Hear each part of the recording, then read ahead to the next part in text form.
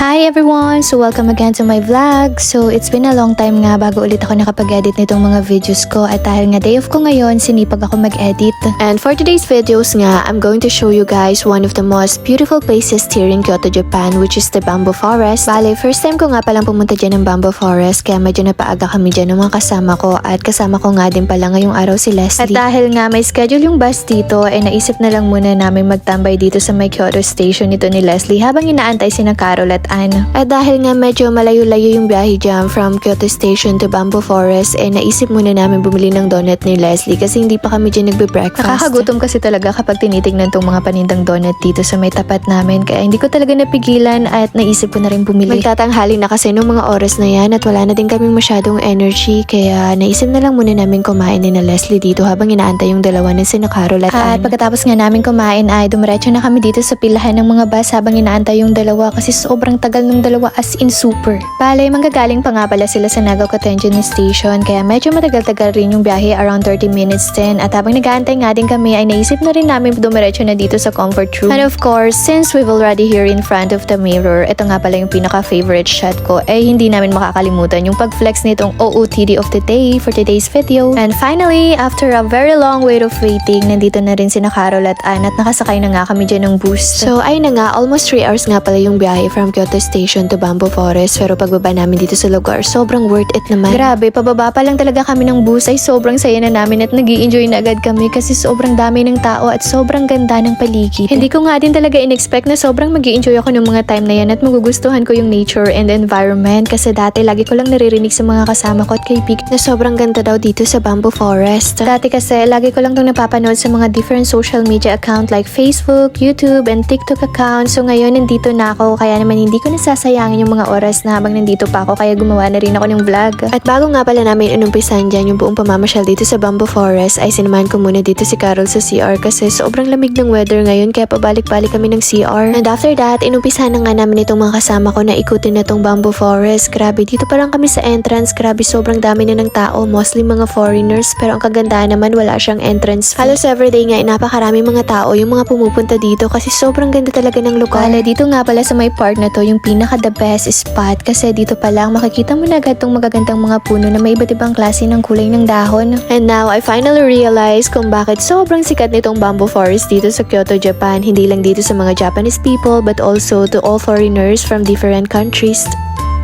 Bale, plano talaga nitong mga kasama ko na itry itong bangka para naman meron kaming memories bago umuwi ng Pinas pero dahil nga sobrang lamig ay hindi na namin sinubukan kaya hindi talaga namin kaya yung lamig as in super. Pero dahil hindi nga kami sumakay at nag-try ng bangka ay nag-standby na lang kami dito sa may part na to kasi dito pa lang sobrang mag-i-enjoy ka na kasi sobrang ganda ng mga paligid. And habang namamasyal nga ay bibigyan ko lang kayo ng konting informations about dito sa Bamboo Forest or which is called Sagano Bamboo Forest or Natural Bamboo Forest here in Arashiyama, Kyoto, Japan. And also, it consists mostly of musu bamboo and has several pathways for tourists and visitors. And mostly, moron bamboo trees with green natural colors nga pala yung makikita nyo dito when you decided to visit here in Bamboo Forest. At take note, hindi lang simpleng bamboo forest lang siya, kundi naka-align siya in a perfect pathways papunta dun sa pinaka-temple or which is called Magic Temple. Unfortunately, hindi talaga kami nakapunta dun sa pinaka-dulo na sinasabi kong Bamboo Forest kasi nga inabot na kami dyan ng gabi pero next time kapag bumalik ako dyan ay papakita ko sa inyo. Bale, plano ko pa kasing bumalik dito sa Bamboo Forest ngayong Sakura season naman.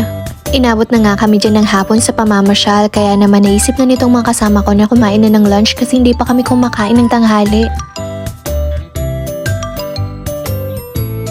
And since sobrang lamig na nga dito sa Japan this autumn season, dito na lang namin naisip kumain ng mga kasama ko sa ramen restaurant. Medyo may pagka-pricey nga lang yung mga restaurant na malapit dito sa may Bamboo Forest pero sobrang worth it naman kasi ang dami nilang mag-serve ng mga menu. Grabe, sobrang ganda talaga sa feelings at sobrang mag-i-enjoy ka kapag namamasyal ka, mas lalo na kapag kasama mo yung mga kaibigan mo. Sobrang bilis nga talaga ng panahon, parang kailan lang. Kakarating lang namin dito sa Japan pero ngayon 2 months na lang pauwi na kami ng Pinas. Kaya naman todo gala talaga ang mga person kahit saan nga kami dyan nakakapunta at halos naikot na namin yung mga lugar dito sa Kyoto, Japan. Actually, napakarami pa talaga ang mga best spot and beautiful places dito sa Kyoto, Japan na gusto naming puntahan sa mga susunod na gala. And after nga namin kumain ng ramen ay dumiretso na kami dito sa may pilahan ng bus kasi nga naisip na namin umuwi. Inabot na kasi kami ng gabi. At habang nag-aantay nga kami dyan ng bus ay dumaan muna kami dito saglit sa may tapat ng pilahan ng bus kasi para tumingin ng mga pampasalubong or mga pang-giveaways para meron naman kaming pasalubong pag-uwi.